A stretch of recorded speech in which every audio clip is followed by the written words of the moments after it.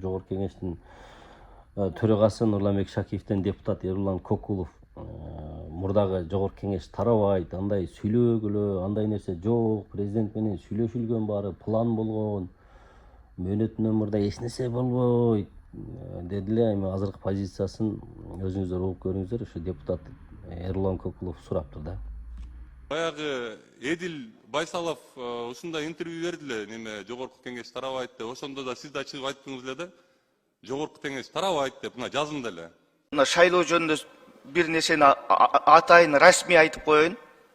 Биз кийинки шайлоо системасын өзгөртүп атабыз.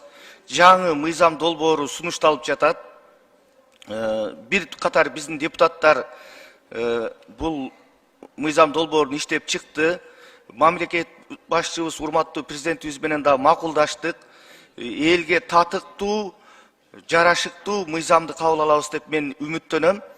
Ошону менен катар коомчулукта сөз болуп атат. Күзүндө шайлоо болот экен, парламент мөөнөтүнөн мурда кезексиз тарайт экен деген бунун бардыгы куру бекер сөз.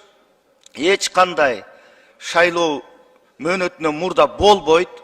Баса белгилегим келет. Шайлоо эмдиги жылы өз убагында өтөт. Бир күн дагы, бир ай дагы мурун болбойт. Өз кезегинде болот. Парламенттик шайлоо дагы, президенттик шайлоо дагы өз маалында өтөт. Ошон үчүн коомчулукка расмий түрдө кайрылып коеюн. Ушундай коомчулукту мындай ар кандай удургуга салгандын зарылчылдыгы жок. Бардыгы пландаштырылган, сүйлөшүлгөн. Коомубуз, мамлекетибиз бүгүнкү система менен өсүп атат, өнүгүп атат. Андыктан биз ушуну камсыз кылышыбыз керек. Буйруса дагы 1,5 жылдан ашык кыргыз эл үчүн, кыргыз мамлекети үчүн Кыргыз Республикасынын бүгүнкү 7-чи чакырылыштын парламенти өзүнүн кызматына аягына чейин жетет буйруса. Эч кандай шайлоо мөөнөтүнөн мурда болбойт. Точка.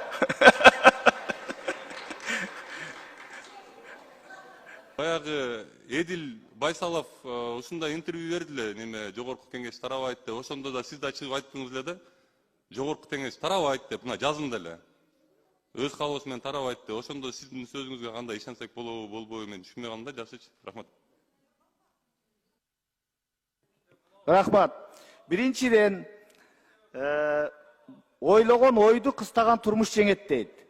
Ал убакта биз айткан учурда, мен айткан учурда мыйзам кабыл алынган эмес.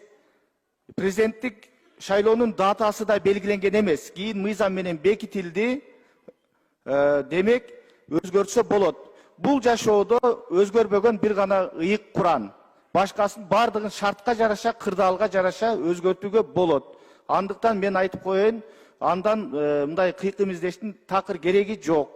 Андан сырткары, сырттан бир көрсөтмөлөр, таңылуулар аткаруу бийлиги тарабынан болуп атат дейт. Бул да негизсиз. Эч кандай аткаруу бийлигинин дагы президенттик администрациянын да тиешеси жок. Бул